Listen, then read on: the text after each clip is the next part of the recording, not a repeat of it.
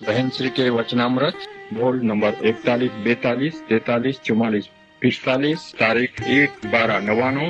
श्री देवचंद भाई रुचि। नमो अर्यंताणम नमो सिद्धाणम नमो आयर्याणम नमो उवज्जायाणम नमो लोये सवसावणम नमो समय साराय स्वानुभूत्या चकास्ते चित्त स्वभावाय भावाय सर्वभावांतरचिले मंगलम भगवान वीरो मंगलम गौतमो गणि मंगलम कुंद कुंदार्यो जैन धर्मोस्तु मंगलम सर्व मंगल मांगल्यम सर्व कल्याण कारकम प्रधानम सर्वधर्माणम जैनम जयतु शासनम ओंकार बिंदु संयुक्तम नित्यम ध्यायन्ति योगिनो कामदम मोक्षदम चैव ओंकाराय नमो नमः। पूज्य बहन श्री के वचनामृत 41 नंबर है। 40 हो गए ना, 41। खरी तालावेली थाय तो मार्ग મળે જ, માર્ગ ન મળે એમ બને નહીં। જેટલું કારણ આપે એટલું કાર્ય થાય જ। અંદર વેદના સહિત ભાવના હોય તો માર્ગ શોધે। तालावेली सच्ची होनी चाहिए, मतलब झूठी भी होती है। क्या जल्दबाजी वाली जो बात है, या थोड़ी मेहनत और ज्यादा मिल जाए ऐसा कोई भाव हो, अप्रामाणिक भाव।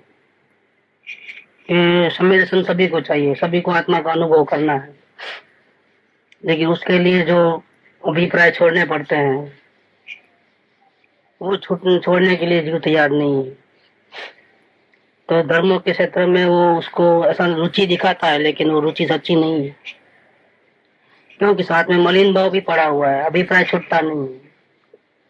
कोई परदेह मुझे नुकसान करता है या परदेह से लाभ होता है, कुछ करूं तो लाभ होवे, नहीं करूंगा तो नुकसान हो जाएगा, ऐसे जो भाव पड़े हैं तो धर्म की रुचि सच्ची नहीं है। खरी तालावेली थाय तो मार्ग મળે જ, मतलब अंश मात्र भी अभिप्राय की गलती नहीं होनी चाहिए, और रुचि होवे तो बिल्कुल बराबर है। मार्ग મળે જ, मार्ग न મળે એમ बने नहीं, ये गारंटी है। अगर रुचि सच्ची है, सिर्फ आत्म कल्याण ही करना है और कोई भाव नहीं है, तो फिर कोई कारण ही नहीं है कि अपने को रास्ता नहीं मिलेगा। तो मार्ग इतना सरल है कि तिरंजों को भी मिल जाता है, नहीं मिलने का कोई बात नहीं है कि हमने बहुत सारे पाप किए इसलिए हमको नहीं मिलेगा, ऐसा कोई बात नहीं। भूतकाल सभी का खराब हुआ है, खराब रहा है, लेकिन जिस वक्त पलटी मारा है जीव ने, उस वक्त उसको मार्ग मिल गया है। पलटी मारने के बाद ज्यादा से ज्यादा 6 महीना लगता है, अगर सही तालावेली लगी तो। जेटलू कारण आपे एटलू कार्य थाय ज। जितना आप अंदर की रुचि और भावना बढ़ेगी उतना कार्य होगा।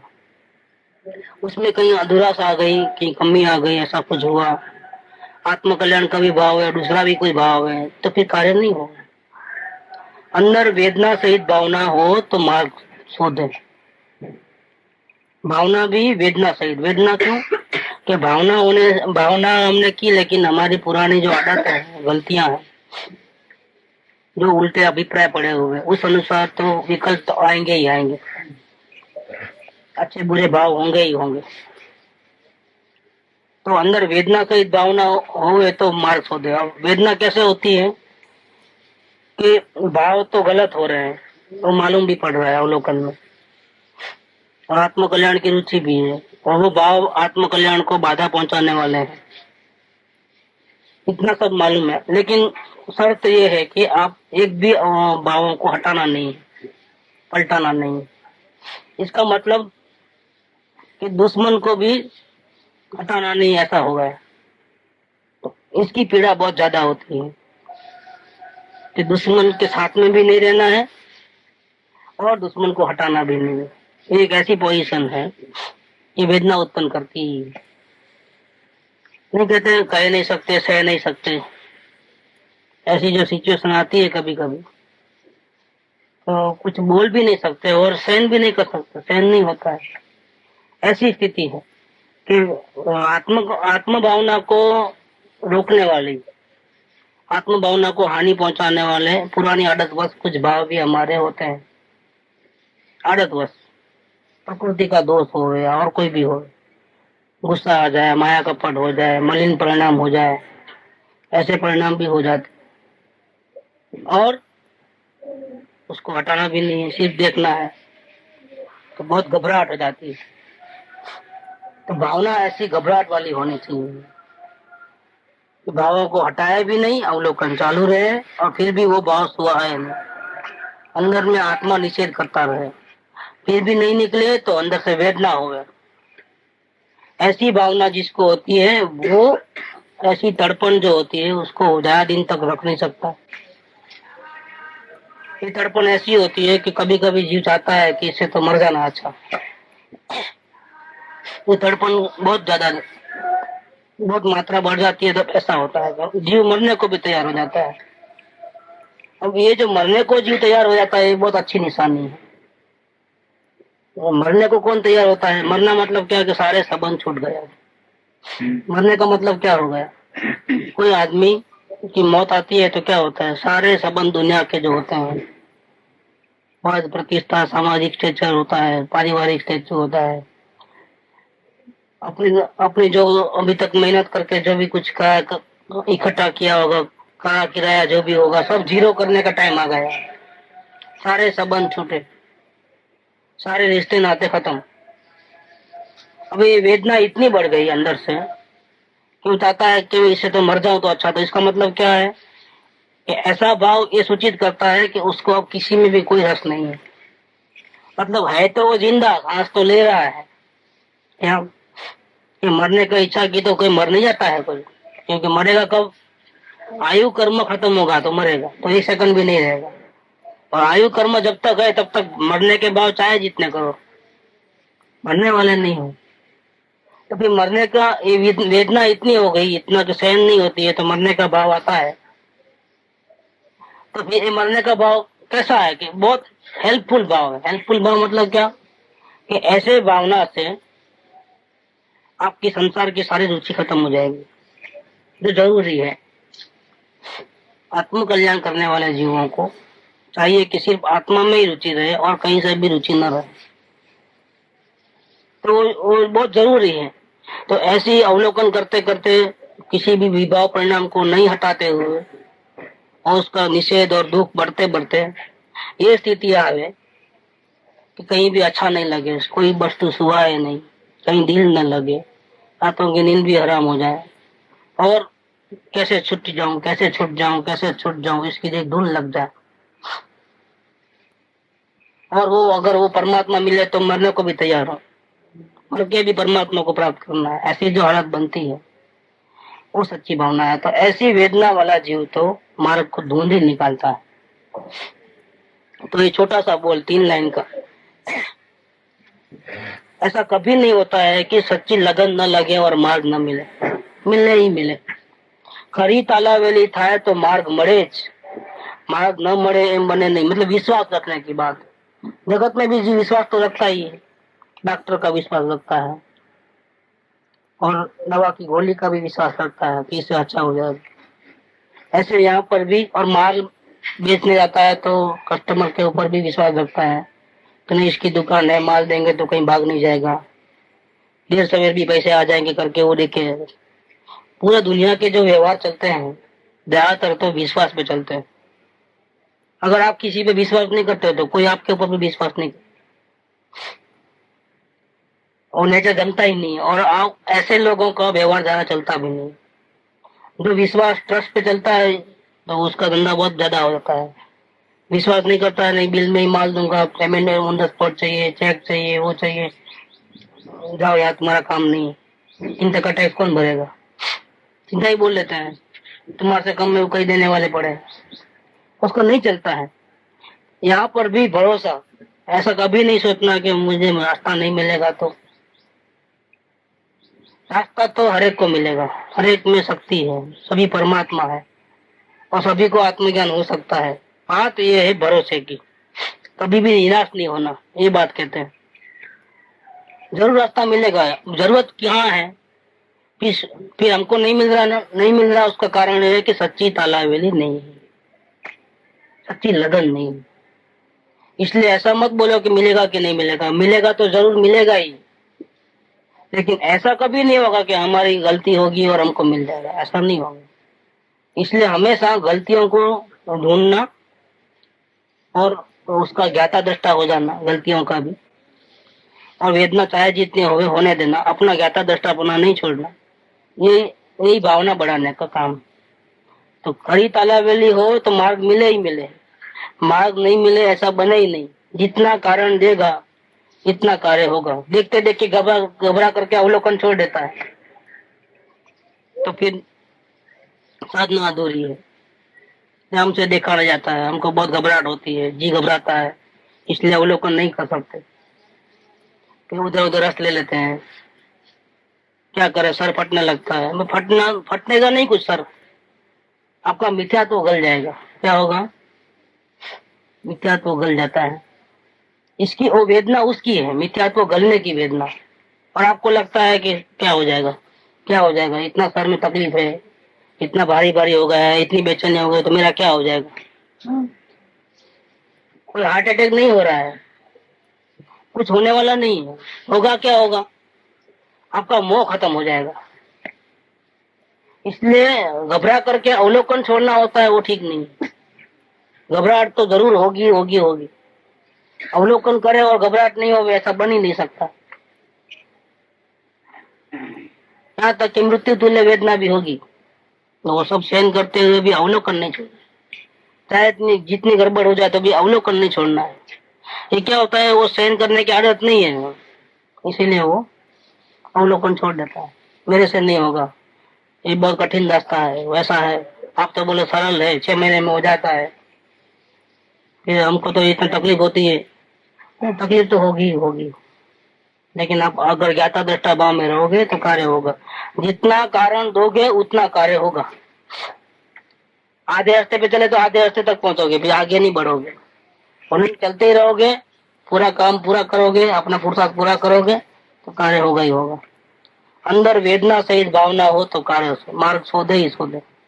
41 नंबर हुआ।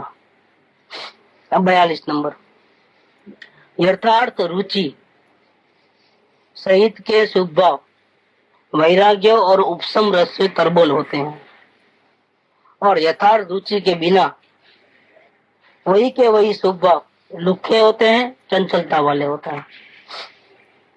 बहुत शुभ भाव की क्वालिटी अलग अलग होती है। आत्मार्थी के शुभ भाव अलग होते हैं, और जो भक्ति के प्रोग्राम में और भी बहुत से लोग आते हैं जिसको आत्म कल्याण करने की भावना नहीं है, लेकिन आज भक्ति का कार्यक्रम है, उसके उसके जो शुभ भाव होते हैं, भक्ति का भाव होता है तो अलग प्रकार का रहता है। वो भक्ति करता है तो उसका ध्यान जो रहता है कंठ के ऊपर, राग के ऊपर, संगीत के ऊपर, धमाल के ऊपर, अपनी चॉइस के गीत के ऊपर रहता है।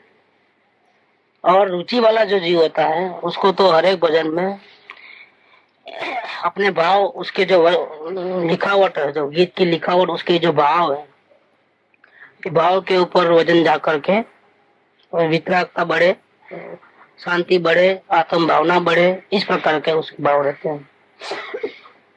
तो यथार्थ रुचि जो अगर आत्म कल्याण की सच्ची रुचि है उसकी भक्ति में, और अवलोकन नहीं किया है और ऐसे ही हमेशा प्रोग्राम में भाग लेता है, रोज दर्शन पूजा करता है, इसकी भक्ति में बहुत बड़ा अंतर हो जाता है। ये अंदर से आत्मा में से आवाज आती है सच्ची रुचि वाले के जीव के, और उसके जो है वो दिखावटी होता है, नकली होते हैं। तो है तो दोनों भक्ति, और वो भी साथ में बैठा है, दोनों एक ही भक्ति गा रहे हैं क्या, लेकिन नजर नजर में और वेट वेट में फर्क। इसका आत्म भावना बढ़ती है, वैराग्य बढ़ता है, भगवान की मुख मुद्रा या उनके गुण गाते गाते खुद भी भाव विभोर हो जाता है। मैं यहाँ पे ऐसा कैसे बनूं, ऐसी भावना बढ़ती है। उसको तो ऐसा कुछ लक्ष्य नहीं होने से और सारे गीत गा लेता है, धमाल कर लेता है और छूट जाता है। सीधा भक्ति में सीधा वो क्या करता है कि जो भी उसके दूसरे प्रोग्राम होता है उसमें भी वो तन्मय हो जाता है। सही भक्ति किया तो क्या होता है, तो भक्ति करने के बाद, भक्ति का कार्यक्रम पूरा होने के बाद भी वो भक्ति दिन भर चलती रहती है, कानों में गूंजती रहती है, उसके भाव बार बार बार बार बार बार रिपीट रिपीट होते रहते हैं, जो अपने को संसार के कोई भी प्रसंग में मन को लगने नहीं देते, मन को अलग ही रखते हैं, अलग रख लेते हैं।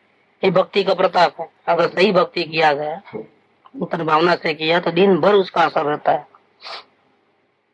वो सुहाता है। और भक्ति ऐसी चीज है, ये जो वंदन नमस्कार भक्ति आदि जो चीज है, वो छोटे बच्चों के लिए तो बहुत जरूरी है।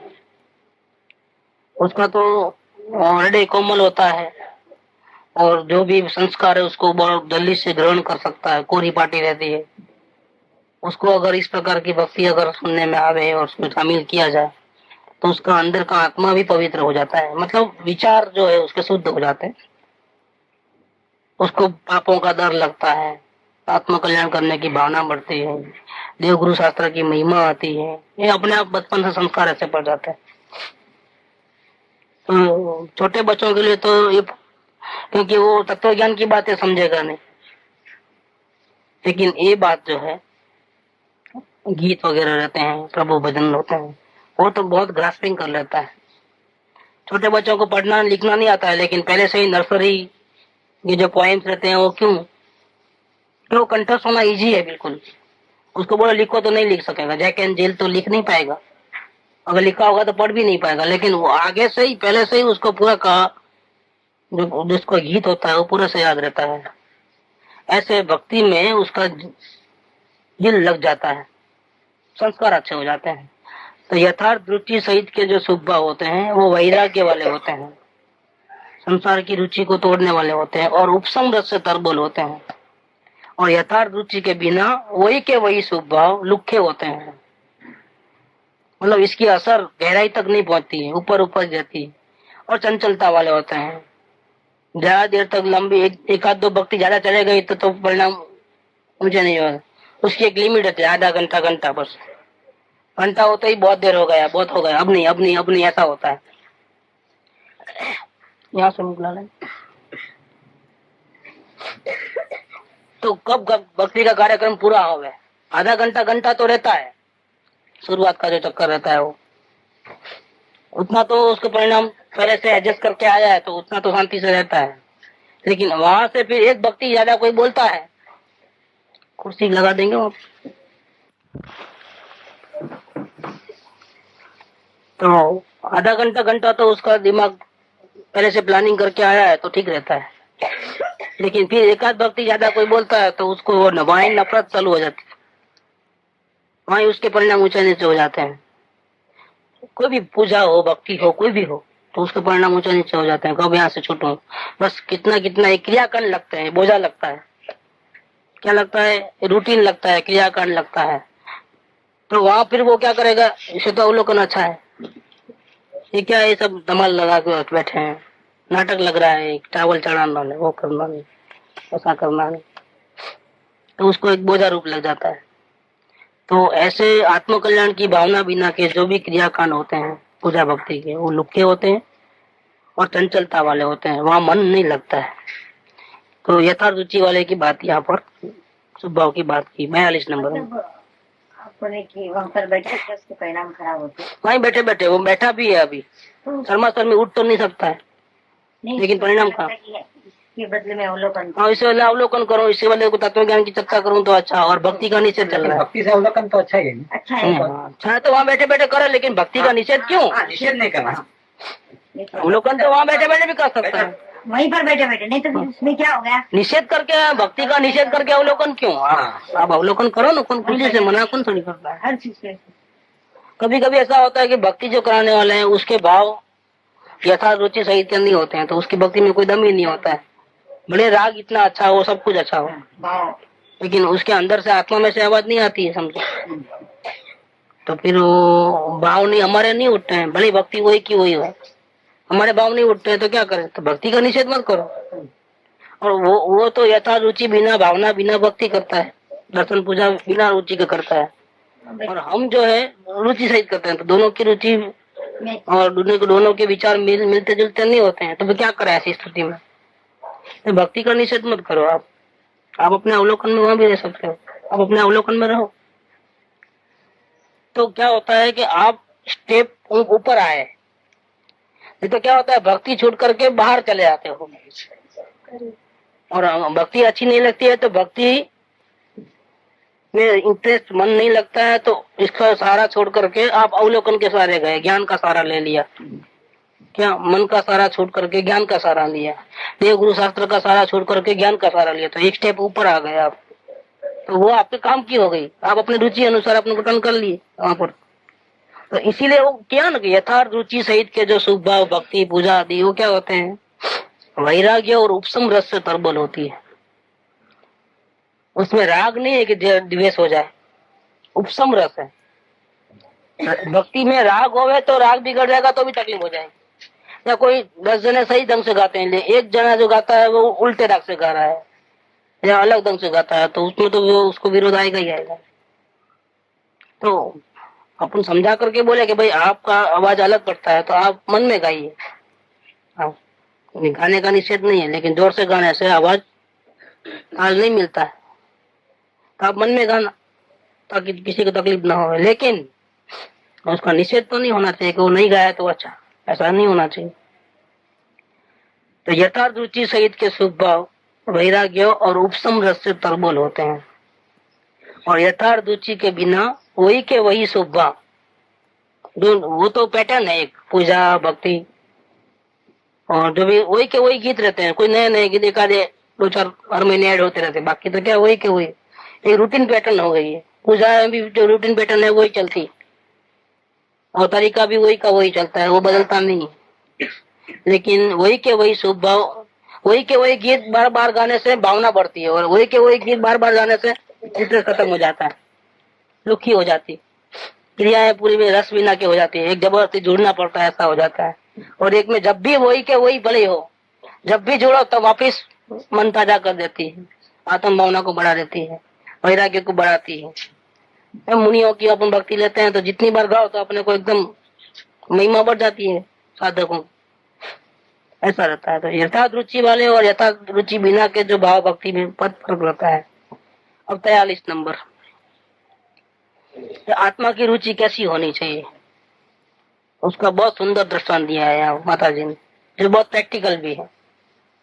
भाई आत्मा से रुचि रखो, आत्मा से लगा रखो, और किसी से मत रखो, और कहीं भी मन नहीं लगना चाहिए। लेकिन कैसे होता है वो चीज, उसका स्वरूप क्या होता है, वो दृष्टांत से बहुत अच्छी तरह समझ सकते हैं। तो यहाँ लिखा है कि जेम कोई बालक माता थी विकूट पड़ी गयो, छोटा बालक मेले में घूम जाता है, रोता है माँ के लिए।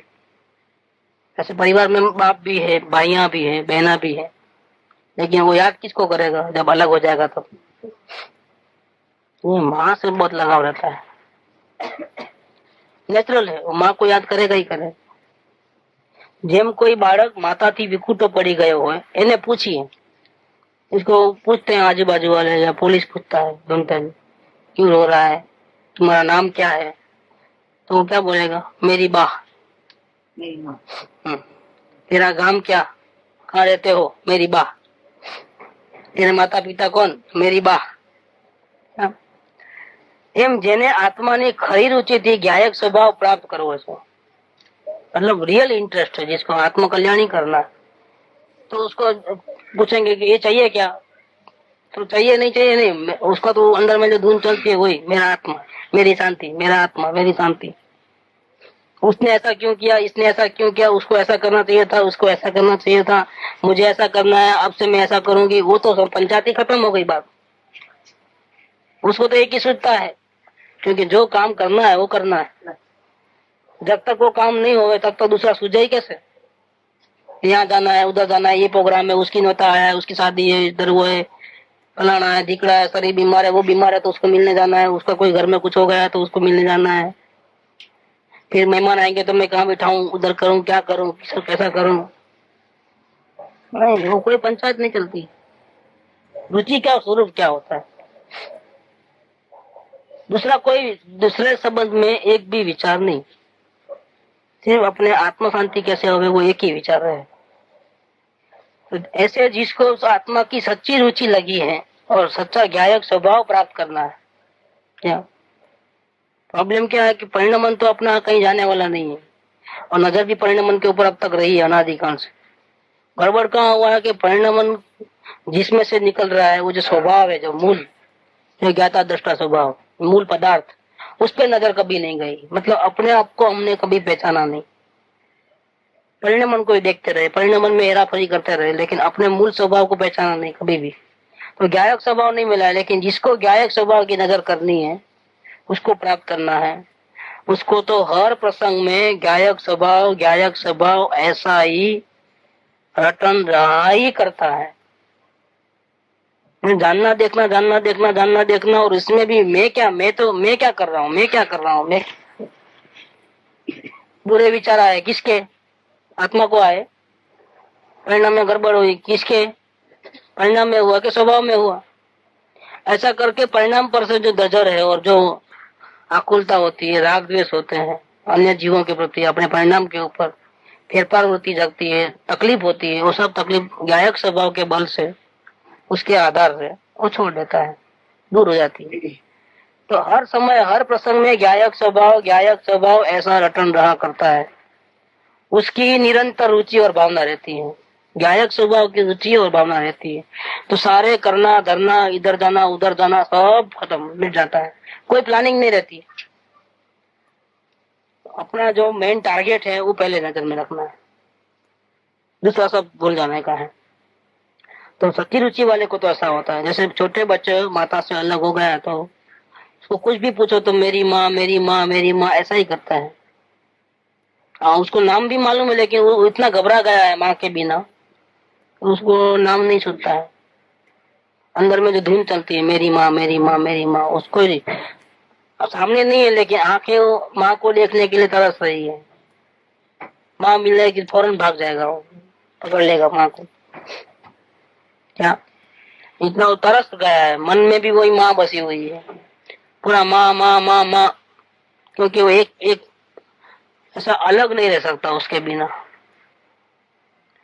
माँ बाजू में रहे और खेलने में लग जाए ऐसा हो सकता है, लेकिन माँ नहीं रहे और खेलने में भी दिल नहीं लगे, टीवी में भी नहीं, गेम में भी नहीं। माँ नहीं है तो माँ साथ में घर में है, काम कर रही है और खुद आंगन में है, दोस्तों के साथ खेल रहा है तो हो सकता है, लेकिन माँ नहीं है और खेलना, तो उसका तो खेलना होता ही नहीं, वो तो हैरान परेशान हो जाता है। तो ऐसा उसकी धुन लग जाती है। ऐसा इधर है, रुचि का ऐसा होता है, सब जगह से हट जाता है जी, करने धरने से हट जाता है और निरंतर ज्ञायक स्वभाव, मैं कैसा, ऐसा करते, मैं जानने देखने वाला, ऐसा ही अपने मूल स्वभाव को पकड़ता है। उसकी निरंतर रात और दिन रुचि रहती है और उसकी ही भावना रहती है। ये 43 नंबर का हुआ।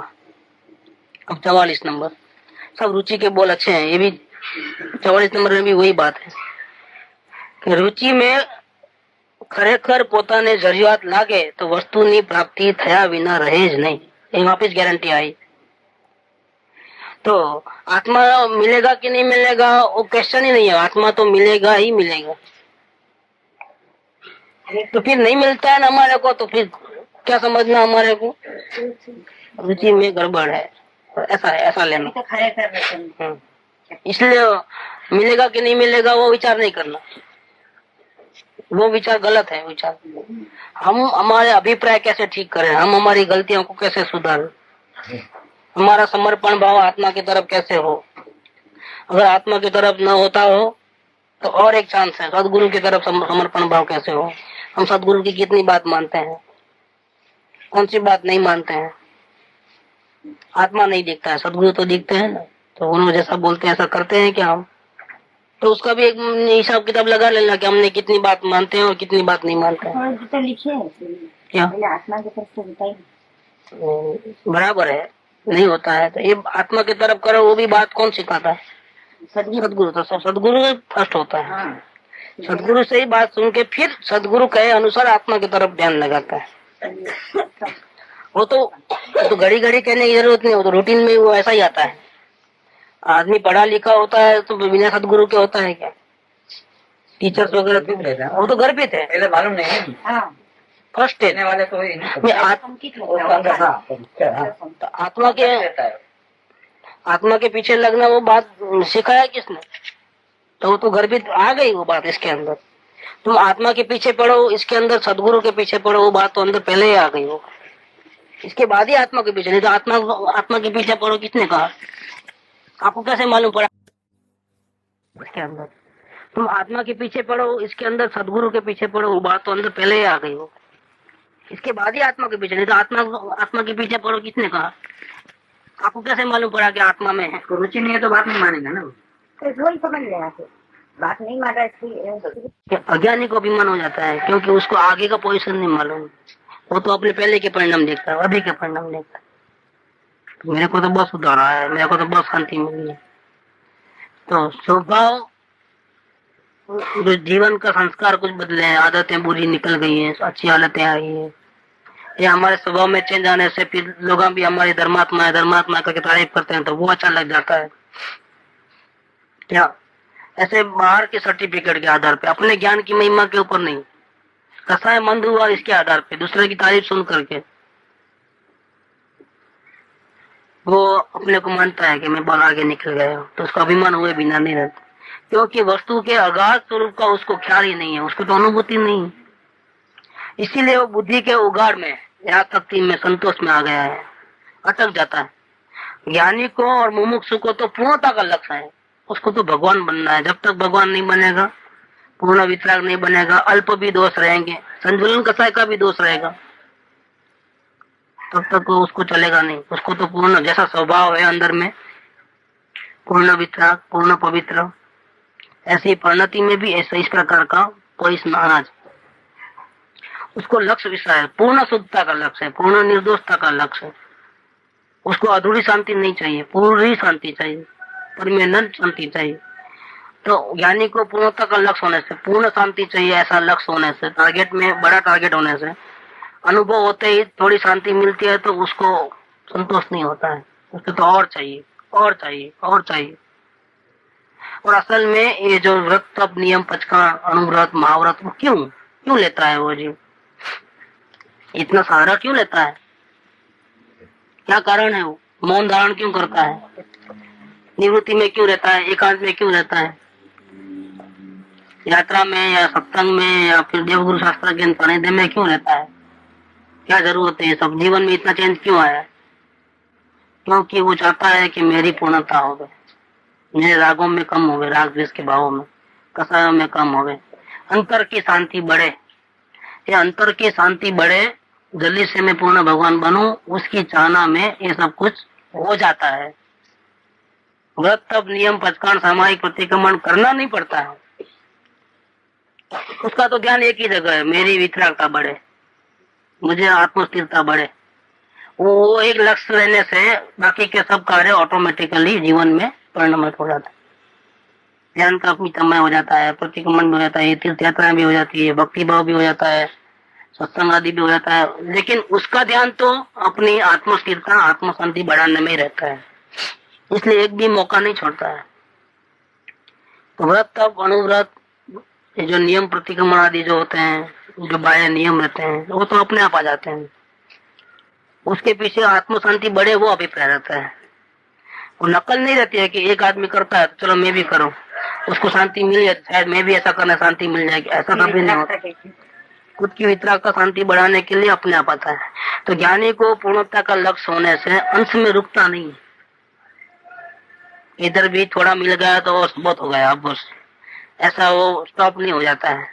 पूर्ण पर्याय प्रकट था तो पण स्वभाव હતો, मैं ऐसा प्रयत्न करते करते वितरागता के लिए मेहनत करते करते अंतर्मुख होते होते ज्ञान की आराधना करते करते समझो मानो केवल ज्ञान भी हो गया, पूर्ण वितराग भी हो गया, तो अब तो दो एंड हो गया ना? नहीं, ये तो मेरे स्वभाव में से निकला है, पहले से था लेकिन मैंने नहीं पहचाना था, इसीलिए प्रकट नहीं था। लेकिन मेरे स्वभाव में तो केवल ज्ञान आदि परिणति तो अनंत पड़ी है अंदर में ऑलरेडी। तो महान कौन? केवल ज्ञान की पर महान के स्वभाव महान। तो अगर समझो मानो कि वो पूर्ण वितराग हो जाएगा, फिर वो पूर्ण निर्दोष हो जाएगा, परमात्मा हो जाएगा, तो फिर वैल्यू अब किसकी हो जाएगी? अब तो द एंड आ गया, अब आत्मा की वैल्यू करने की जरूरत नहीं, ऐसा तो नहीं, और बढ़ जाएगी वैल्यू। छोड़ेगा ही नहीं। जिसके लक्ष्य से केवल ज्ञान की पर्याय प्रकट हुई, तो मूल जो आधार है, जो आत्मा है, स्वयं परमात्मा है, उसका आधार कैसे छूटेगा? इसीलिए केवल ज्ञान की भी उसको वैल्यू नहीं है। ज्ञानी को तो पूर्ण शांति मिले तो भी बोले कि नहीं, संतोष नहीं है। वो अपने आधार को नहीं छोड़ता है, नजर वहीं रहती है। तो नजर आधार पे रहती है, मूल स्वभाव के ऊपर रहती है, तो हर समय में पूर्ण केवल ज्ञान, पूर्ण शांति होते रहती है, असादी अनंत काल तक। अभिमान होने का सवाल नहीं है। पूर्ण पर्याय प्रगट થાય तो પણ સ્વભાવ હતો એ પ્રગટ્યો, એમાં નવીન શું? ऐसा उसको, ज्ञानी को कभी भी अभिमान होता नहीं है। परिणमन का अभिमान कभी भी नहीं होता है। उल्टा अभिमान अज्ञानी को होता है। थोड़ा कुछ मिला तो अभिमान हो जाता है। ज्ञानी को तो अभिमान होता है। 8 प्रकार के मत खत्म हो जाते हैं। शुरुआत की भूमिका में अगर परिणाम में रहते हैं तो वो चारित्र का दोष है, श्रद्धा संबंधी चारित्र का दोष रहता है। बाकी धीरे धीरे वितरागता बढ़ते ही पूरा अभिमान चूरा चूरा हो जाता है, सब लाइन क्लियर हो जाती है। तो ये बोल भी अच्छा है कि अंतर न तड़िया तपासी ने आत्मा ने ओळख, સુપરિણામ ધારણા વગેરેનો થોડો પુરુષાર્થ કરી મેં ઘણું જ કર્યું છે એમ માની જીવ આગળ વધવાને બદલે અટકી જાય છે। कहीं हमारे से तो ऐसा नहीं हो रहा है ना, हम कहीं रुके हुए तो नहीं, कहीं संतोष तो नहीं है ना, हम आगे बढ़े ऐसा तो नहीं लग गया है ना, तो रुक जाओगे। अज्ञानी ने જરાય કઈ આવડે, ધારણાથી યાદ રહે ત્યાં એને અભિમાન થઈ જાય છે, કારણ કે વસ્તુના આગાઢ સ્વરૂપનો એને ખ્યાલ જ નથી। તેથી તે બુદ્ધિના ઓગાળ આદિમાં સંતોષાઈ અટકી જાય છે। જ્ઞાનીને પૂર્ણતાનું લક્ષ્ય હોવાથી તે અંશમાં અટકતો નથી। ज्ञानी कभी भी थोड़ा बहुत मिल जाता शांति तो अटकता नहीं। पूर्ण पर्याय प्रगट થાય તો પણ સ્વભાવ હતો તે પ્રગટે, એમાં નવીન શું? તેથી જ્ઞાનીને અભિમાન થતું નથી। यहाँ तक लेंगे 45 तक, कल से 46 नंबर है। सुख धाम अनंत सुसंत चही, दिन रात रहे तद ध्यान मही। प्रशांति अनंत सुधामय जे, प्रणमो पद तेवर तेजयते। प्रणमो पद तेवर तेजयते, प्रणमो पद ते